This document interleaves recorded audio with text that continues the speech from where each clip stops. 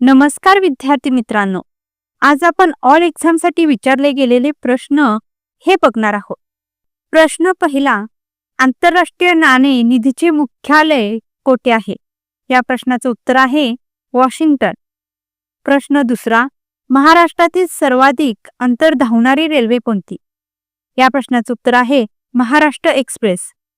तर महाराष्ट्र एक्सप्रेस ही महाराष्ट्रातील सर्वाधिक अंतर धावणारी रेल्वे आहे. प्रश्न तिसरा, लोणार सरोवर कोणत्या जिल्ह्यात आहे? या प्रश्नाचं उत्तर आहे बुलढाणा. महाराष्ट्र राज्याची स्थापना कधी झाली? या प्रश्नाचं उत्तर आहे 1 मे 1960 या साली महाराष्ट्र राज्याची स्थापना झाली आहे. प्रश्न पाचवा, मिनापकब आंतरराष्ट्रीय विमानतळ कोठे आहे? या प्रश्नाचं उत्तर आहे चेन्नई. तर चेन्नई या ठिकाणी मिनापकम हे आंतरराष्ट्रीय विमानतळ आहे. प्रश्न सहावा, आझाद हिंद फौजेची स्थापना कोणी केली? या प्रश्नाचं योग्य उत्तर आहे रास बिहारी बोस यांनी आझाद हिंद फौजेची स्थापना केलेली आहे. पुढचा प्रश्न, प्रश्न सातवा, महाराष्ट्रातील सर्वात मोठी नदी कोणती? या प्रश्नाचं उत्तर आहे गोदावरी. तर गोदावरी ही महाराष्ट्रातील सर्वात मोठी नदी आहे. प्रश्न आठवा, गोदावरी नदीचा उगम कोठे होतो? या प्रश्नाचं उत्तर आहे त्र्यंबकेश्वर या ठिकाणी गोदावरी नदीचा हा उगम झालेला आहे. प्रश्न नववा, गोदावरी नदीवर कोणते धरण आहे? या प्रश्नाचं उत्तर आहे जायकवाडी. प्रश्न दहावा, तिरंदाजी हा कोणत्या देशाचा राष्ट्रीय खेळ आहे? या प्रश्नाचं योग्य उत्तर आहे तिरंदाजी हा भूतानचा राष्ट्रीय खेळ आहे. प्रश्न अकरावा, जगातील सर्वात जुने शहर कोणते? या प्रश्नाचं योग्य उत्तर आहे दमास्कस. हे जगातील 11,000 वर्षे जुने शहर आहे. प्रश्न बारावा, महाराष्ट्र एक्सप्रेस कोठून कुठे धावते? तर महाराष्ट्र एक्सप्रेस ही कोल्हापूर ते गोंदिया यापर्यंत धावते. प्रश्न तेरावा, श्री क्षेत्र माहूर कोणत्या जिल्ह्यात आहे? या प्रश्नाचं योग्य उत्तर आहे नांदेड. हा प्रश्न फिरवून सुद्धा विचारला जाऊ शकतो की नांदेड जिल्ह्यात कोणते क्षेत्र आहे?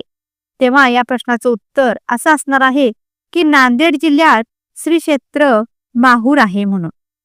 प्रश्न चौदावा, पृथ्वीपासून किती अंतरापर्यंत वातावरण हे आढळते? तर या प्रश्नाचं उत्तर आहे 50 किलोमीटर या अंतरापर्यंत आपल्याला वातावरण हे आढळते. प्रश्न 15वा, विहिरीवरील रहाटातून पाणी काढताना कोणत्या ऊर्जेचा वापर होतो? या प्रश्नाचं उत्तर आहे की स्नायू ऊर्जा. जेव्हा आपण विहिरीवर जातो, पाणी काढायला जातो, तेव्हा आपण आपल्या हातांचा वापर करतो, म्हणजे आपल्या स्नायूंचा वापर करतो. म्हणून विहिरीवरील पाणी काढताना आपल्या स्नायू ऊर्जेचा हा वापर होतो. प्रश्न 16वा, भारताचे राष्ट्रीय गीत वंदे मातरमचे रचनाकार कोण आहे? या प्रश्नाचं योग्य उत्तर आहे बंकिमचंद्र चॅटर्जी यांनी वंदे मातरम म्हणजेच भारताचे राष्ट्रीय गीत वंदे मातरम ची रचना केलेली आहे. प्रश्न 17वा, आयुर्वेदाची माहिती कोणत्या वेदात आहे? या प्रश्नाचं योग्य उत्तर आहे अथर्ववेद. हा प्रश्न फिरवून सुद्धा विचारला जाऊ शकतो की अथर्ववेदात कोणत्या वेदाची माहिती दिलेली आहे? तेव्हा या प्रश्नाचं असं उत्तर येऊ शकते की अथर्ववेदात आयुर्वेदाची माहिती ही दिलेली आहे. प्रश्न केव्हाही वाचताना लक्षपूर्वक वाचा, गोंधळून जाऊ नका, कारण एकच प्रश्न असतो पण तो फिरवून विचारला जातो. त्यामुळे गोंधळून जाऊ नका, अगदी व्यवस्थित वाचून मग त्याचं उत्तर द्या. प्रश्न 18वा, महाराष्ट्रातील सर्वात मोठी नदी कोणती आहे? तर महाराष्ट्रातील सर्वात मोठी नदी ही गोदावरी आहे. प्रश्न 19वा, संत रामदासांनी लोकांना कशाची उपासना करण्यास ही शिकवली आहे? या प्रश्नाचं योग्य उत्तर आहे भक्तीची. संत रामदास आपल्या सगळ्यांनाच माहिती आहे की त्यांनी भक्तीची ही उपासना खूप केली आहे आणि त्यांनी लोकांना सुद्धा शिकवलं की कशा प्रकारे भक्तीची उपासना ही करायची आहे. प्रश्न 20वा, महत्वाच्या निगेटिव्ह जतन करण्यासाठी काय काळजी घ्यावी? या प्रश्नाचं उत्तर आहे पेपरच्या पाकिटात ठेवावे. प्रश्न 21वा, केळीसाठी कोणता जिल्हा प्रसिद्ध आहे? या प्रश्नाचं योग्य उत्तर आहे जळगाव. प्रश्न 22वा, भारतातील सर्वोत्कृष्ट नैसर्गिक बंदर कोणते? तर या प्रश्नाचं योग्य उत्तर आहे मुंबई. प्रश्न 23वा, चांदोली धरण कोणत्या नदीवर आहे? तर चांदोली हे धरण वारणा या नदीवर आहे. प्रश्न 24वा, भारताचे पहिले राष्ट्रपती कोण आहेत? तर भारताचे पहिले राष्ट्रपती हे डॉक्टर राजेंद्र प्रसाद आहे. प्रश्न 25वा, पोलाद तयार करण्यासाठी कोणता धातू वापरला जातो? त्या प्रश्नाचं योग्य उत्तर आहे लोह. पोलाद तयार करण्यासाठी लोह या धातूचा वापर केला जातो.